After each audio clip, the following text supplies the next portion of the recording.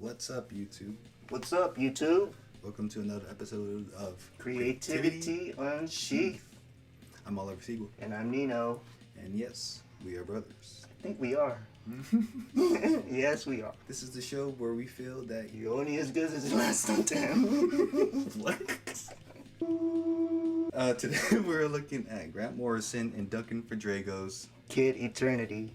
And, those who are not familiar with Grant Morrison, I mean, how can you not? But Right. his body of work just is like an endless scroll of awesomeness. And, on that scroll you get like Doom Patrol. We get We Three. Kid Animal Eternity, Man. Animal Man, With Flex Batalo. right? Batman Robin, co-creating Damien. Batman Arkham Asylum. All-Star Superman. JLA. JLA Rock of Ages. But in this creative work, you get Kid Eternity. First appeared in Hit Comics number 25 in was it late 1942. And Wow. yeah, and it was creators by Otto Binder and artist Sheldon Moldoff. The company Quality Comics that printed Hit Comics, where Kid Eternity first appeared, and they got sold to DC in 1956. So that's how DC ends up with them. And on top of, I think it was Captain Marvel with or the Shazamily. Yeah. So I mean, they co-created. They co-created Shazam. Yeah, and Kid Eternity was like part of that family as another alias. Oh shit, that's cool. Snapple fact: Sheldon, he was one of the ghost creators that Bob Kane never credited for Batmite, Poison Ivy, Mr. Freeze, Bat Hound. Oh, Ace. Yeah, Ace the Bat Hound. And it's like, What? he co-created all of those characters, and Bob Kane Never didn't. even mentioned. No. Wow. So he's one of along with Dick Sprang and Bill Finger, were the ghost. Damn. The side note, and the Senti did a run on this. Oh. Yeah. So, and she kind of takes on like the focus of the everyman quality in I guess in the world or in America or whatever how you want to say it. And she goes away from Grant Morrison's take. And reading those pages, she actually made me fall in love with her writing even more. But I mean, it's not too political, but she writes in political figures as a metaphor. Okay. Yeah, so it was an interesting take, and I'm like I was sold even more on her writing. And now in Grant Morrison's dark take, so he's a teenager with supernatural abilities, and it's gifted from above or the heavens, if you were to say, because death took him sooner than he needed to go. Right. So Kid Eternity. Yeah. So and he's really nameless. He has no real alias. He just goes as Kid Eternity. Oh, cool. Yeah. And he is, the agent of chaos, pretty much. So, and then in this, he has a mission to elevate humanity's existence because he feels the world is a bit too ordered, if I may say, and Too structured. Yeah. So, with his chaos magic,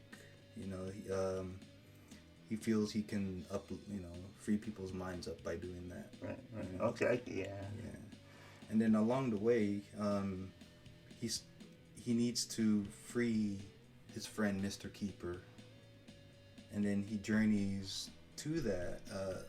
Along that journey, he runs into a comedian named Jerry Sullivan. That's his name. Yeah. Yeah, I'm trying to figure that. Okay. Yeah. So he's a stand-up comedian who's like a sleazy evangelist, crude type of comedian, but he gets into a car accident. We journey into that mind of consciousness and the in-between world, like what is it like in the in-between of life and death? Man, yeah. So I think Grant Morrison takes that. And then, Duncan Fegredo is like, he really provides that That imagery, man. Yeah, Like, I really feel like Figuring that real dreamscape. It's like you don't know what's real. You don't know what is like What's in his like what's physical and what's in his mental.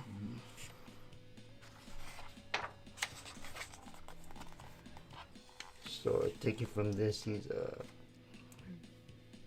kind of a life flashing before his eyes. All right, so like we're getting what led up to the moment. Yeah, so you see him. So maybe he's probably coming from a gig or whatnot, and drinking along the way, and he gets into a car accident, ends up in the hospital. I'm sorry. It's really Sam Keith-esque, huh? Yeah, totally. Simon Bisley. Liam Sharp. Oh man, yeah. Right. With a little bit of Sienkiewicz. Yeah, totally. And I know Duncan Fegredo did some Hellboy. But, like his art in there is really different from here. You know, it's more Mignola-esque in those BPRDs and Hellboys. So. And, if you guys know of Grant Morrison's Arkham Asylum, it almost has the same feel, the same tone and colors. And here's Kid Eternity. So he's probably... You got a Picasso in your room. Name that movie.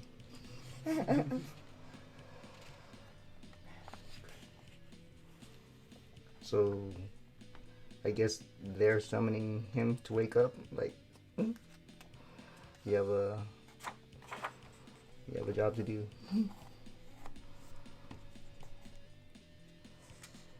Man, it's like I wouldn't even know what to start. Like, how would to draw? Man.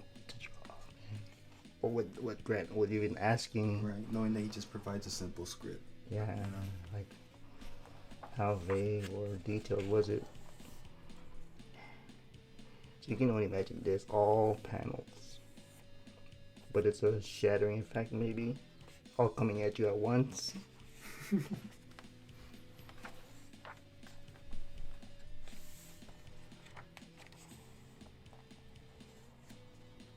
And this book is a trip. It's like reading this for the first time, you're gonna have to... I mean, if you're not really into meta type stories, you probably gonna have to read this a couple of times through, and you just kind of grasp and understand where Grant is going, with the story and the abilities of Kid Eternity. But it's really it's really deep and complex, but it's but I mean, if you're into meta stories and you know what that's all about, then this is the book for you. Yeah, absolutely. And it's crazy. Yeah, I mean, as well as like just seeing from the beginning, just looking at the panels, you can kind of grasp what's happening, right? So he's in and out of consciousness, and that's what he's seeing. Yeah. And you don't know if he's dying or what, or hallucinating. So he blacks out. And it's like, if you need like a good movie reference to kind of go along with, you probably can do Sunshine of Eternal Mind. Yes, that's a good one. Like that dreamscape that Jim Carrey's character was going through. It's like you don't know what was real, what's not, what's happening. The people's faces are blurred. Yeah, but you know what's going on. Yeah. That's totally like the movie. If you're trying to understand this book,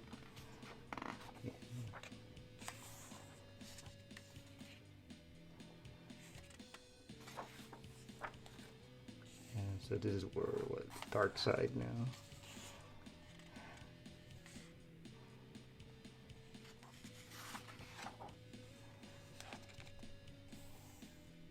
Each story or each book or each section of the story of the book, it's broken up in chapters, but he has like a stand-up piece. The beginning of each. Yeah. That's cool. And he talks about life and death and like how he finds it as like of a joke. Right. Do you imagine if this was a series, the way each episode would start off No, as a stand-up, right, and then you go to the story. Yeah, that'd be cool. Right. Like how Crypt Keeper would give an example beforehand. Right, but it would be his stand-up, and then he goes into the story. Mm-hmm. Kid Eternity.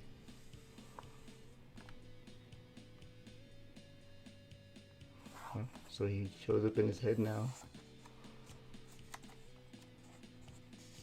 So it seems like their consciousness have intertwined at this point where, maybe Kid Eternity is going to explain to him what life and death really means. Yeah. Knowing that Kid Eternity has almost, you can say he's seen it all. Yeah. What's going on over there? Nothing.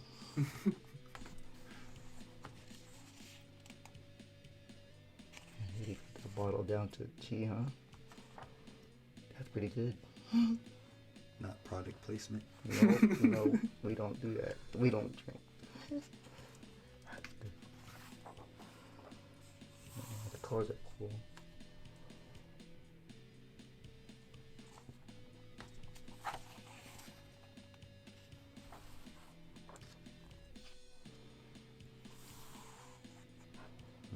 I really like the use of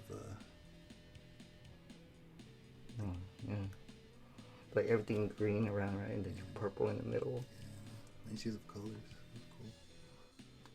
It's like it's simple 3 colors. Give me green, purple, and yellow, and maybe a little magenta. Hints of red. It's like going back to this CYMK or old school way of coloring.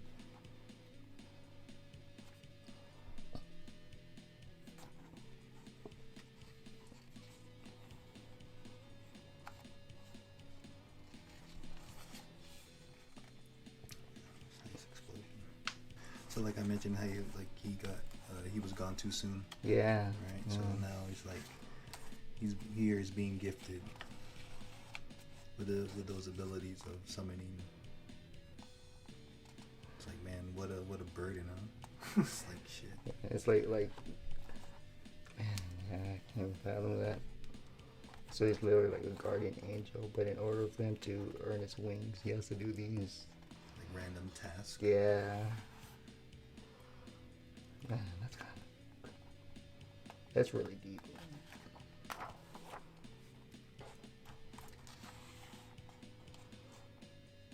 It's deep and complex. The magic of chaos.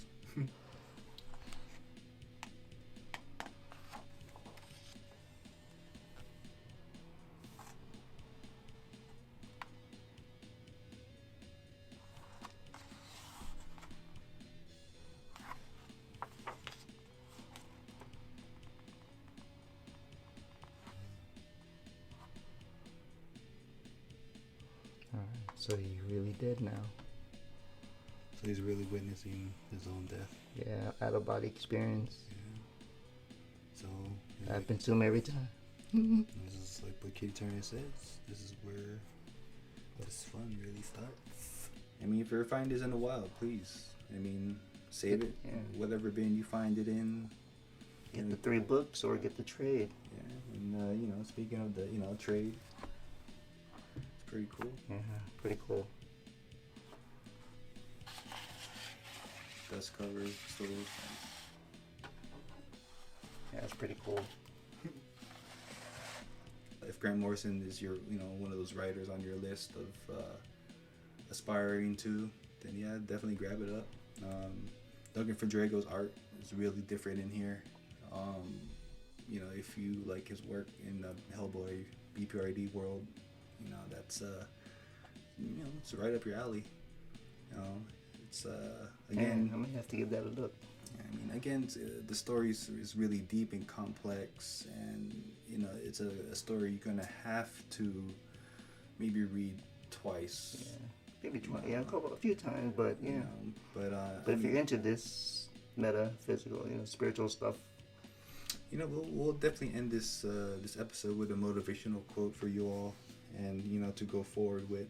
And this one's by Dennis Kunich, and it states, "The upside of starting over.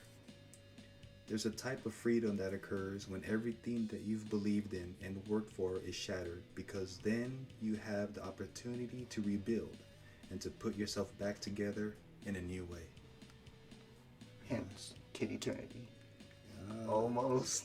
Yeah, almost. I mean, it's like, you witnessing your death, and maybe along the way you get the opportunity of coming back. Right. And then come back, but then do it better.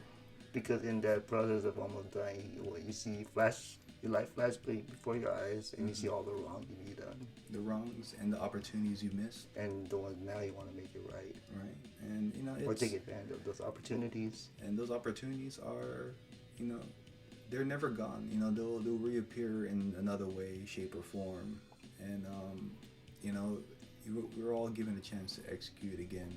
Yeah. And it's like whatever failure you've encountered, it's not over. That failure is just another. It's not a loss. It's a lesson. Yeah, it's a stepping stone. Yeah. To another level. Keep doing you. Don't let anyone discourage you. Progress, not perfection. And always put in that practice. As long as you know you. Yes. And know you. Stay true, and you'll be okay. You'll be happy. Yeah. So, keep, do good, be good. Until next time, Until next time. Peace.